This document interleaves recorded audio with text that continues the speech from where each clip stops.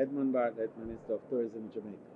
Good afternoon, Minister, and such a pleasure to see you as always. We're here at World Travel Market as the hospitality re-emerges from the COVID-19 pandemic.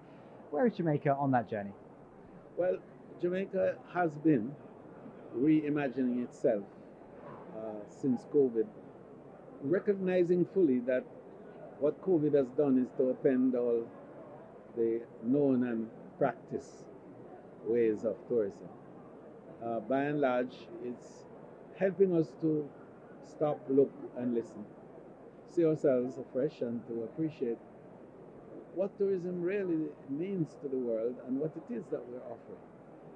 Is it just an economic activity, or are we part of a whole process of building the human spirit and enabling humanity, to realize itself and to thrive? Because it's not just about being sustainable, it's also being resilient. It's also being able to recover and bounce back and thrive afterwards. And so it is in that context that we're trying to reposition Jamaica's tourism. So we're looking at the traditional offerings. We're looking at how to begin with the right things, that is the human capital. Begin with the people, because tourism is about people. And it is people whose creativity, whose ideas are converted into material goods and services that offer this experience that before COVID, 1.4 trillion people people travel across the world to appreciate and spend $7.8 trillion. So we have to now begin with training and developing our human capacity. We established the Jamaica Center for Tourism Innovation for that specific purpose, to look at who are working in our industry, their level of competence and capabilities, but also their level of certification. And building up a stackable credential is an important way of professionalizing the industry and adding value to their efforts and their income. Because one of the problems with tourism, the one of COVID, was characterized by low wages and low skills. The post-COVID tourism is going to require higher skill level with a committed high wage level and also a high level of competence displayed in every element of our offerings. People are not going to come to destinations that they are not comfortable and confident in the destination assurance that is promised. And that assurance has to come from a trained and qualified workforce. And that's what we have to do. The second critical thing is, how do we build inclusiveness in communities that are touristic? The traditional position with tourism has been one of a love-hate relationship with communities. Before pandemic, we had the risk of what was called over-tourism, where natives were chasing away tourists and say, tourism, go home, because they didn't see the tourists as being a valuable part of their development and inclusion. They saw the tourists as being interlopers and being imposed on them, using their best beaches, taking away their limited water and their electricity and energy supplies and so on. So we need to build a new tourism around that inclusiveness where the community and the tourists are in symbiotic relationship. So the second area I indicated. The third now is that we must build a partnership, a global partnership that makes the travel agents, tour operators, the airlines, and all the other players that are important to deliver on the travel vision become embraced in collaboration, even rather than the competition that have characterized us over there. So a new word, compete, is emerging, where we are cooperating to achieve a win-win, because the new tourism has to be a win-win. We can't leave anyone behind. And so and the fourth and critical area, I think, is about legislative and regulatory arrangements.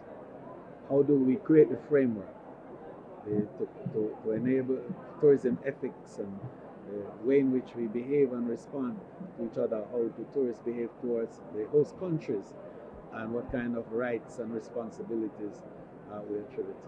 I think that in that four-prong approach, we could have a new tourism that would be equitable and inclusive. Certainly a very ambitious agenda there, Minister. Plenty to be going on with. But you also founded the Resilience Centre as well. You mentioned resilience, bouncing back from the pandemic and from hurricanes previously. How did that organisation fare over the last 18 months?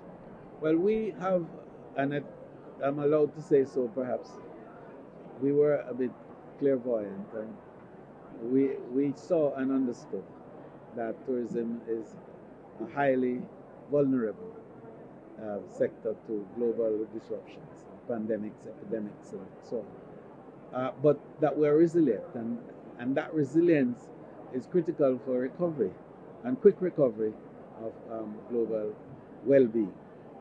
So we saw also that the world lacked the capacity.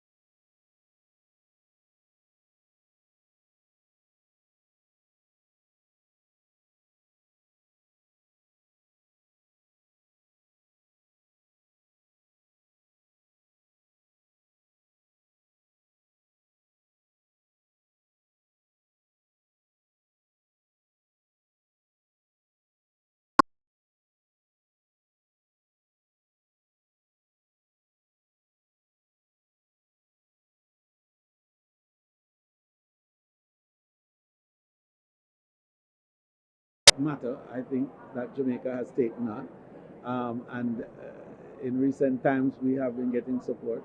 We have a satellite now in Kenya, at the Kenyatta University. They're doing a really good job. I'm talking with Malta now, for one, Bosnia, and Bulgaria. The Bulgarian center is hopefully to be started in May of next year. And last night I concluded an arrangement for the Jordan Center at the Jordan University, hopefully, and so on. So we're looking also at Singapore and, of course, coming back into the Caribbean and the Central American Space School.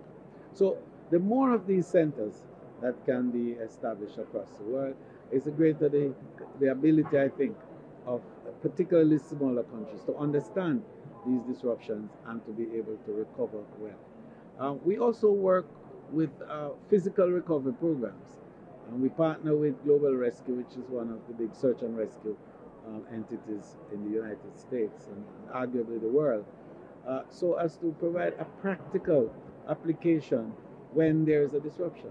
Like in Haiti that we just had the last earthquake, we are now through a Haitian task force, a joint Haiti task force that we've established, looking at helping to recover the tourism subsector.